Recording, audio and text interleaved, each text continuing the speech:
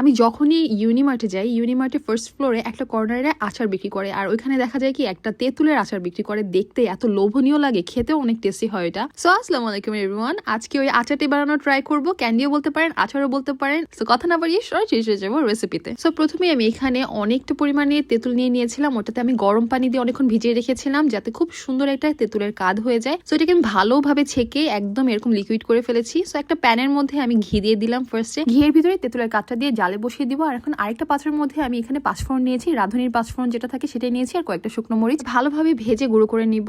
আর এখন তেঁতুলের মধ্যে দিয়ে দিব অনেকগুলো পরিমাণে চিনি। এখানে আমি 1 কাপের মতো চিনি নিয়েছিলাম, সামান্য একটু উঠিয়ে রেখেছিলাম, পরে অবশ্য আমি এটা অ্যাড করে ফেলেছি। আর এখানে মশলার মধ্যে দিয়েছিলাম লাল মরিচের গুঁড়ো, কালো গোলমরিচের গুঁড়ো, বিট লবণ আর হচ্ছে সামান্য জিরা। আর যে পাঁচফোড়নটা ভেজে আমি গুঁড়ো করে রেখেছিলাম ওইটা আমি 1.5 চামচের মতো অ্যাড করবো। সো সবকিছু অ্যাড করার পর এটা অনেকক্ষণ একটু ধৈর্য ধরে জাল করতে হবে, একদম যেন পানিটা অনেকটাই শুকিয়ে যায়। সো তেঁতুলটা আমার অলরেডি রেডি হয়ে গিয়েছে। আর এখন এটার উপর একটা কোটিং দিব, যেটা আর কি ইউনিমার্টে আমি সবসময় দেখে থাকি যে ওরা একটা শুকনো মরিচের কোটিং দেয়, বাট আমি একটু আমার মতো করে দিব জিনিসটা। ভেজে রাখা পাঁচফোড়নটা অ্যাড করলাম, তারপর চিনি দিলাম, দিব একটু সামান্য লবণ, দিব প্যাপ্রিকা পাউডার, অ্যাড করবো সামান্য পরিমাণে বিট লবণ, আর অ্যাড করবো চিলি ফ্লেক্স। এখন জাস্ট আচারটা শেপ দেওয়ার পালা। হাতে সামান্য একটু ঘি মেখে নিলাম, তারপরে নিজের মন মতো একটা শেপ দিয়ে নিচ্ছিলাম। আপনারা চাইলে আপনাদের মন মতো করতে পারেন। নর্মালি দেখা যায় ওরা এই শেপেই বানিয়ে থাকে, তাই আমি এই শেপটাই ট্রাই করেছি বানানোর। সো এখানে সবকিছু কোট করা শেষ, আর দেখতেই পাচ্ছেন লুকটা হচ্ছে এরকম। আর এটা খেতে খুবই টেস্টি হয়। আপনারা যারা ট্রাই করেনি অবশ্যই ট্রাই করবেন। So it's all for now, see in the next video. Bye, thanks for watching.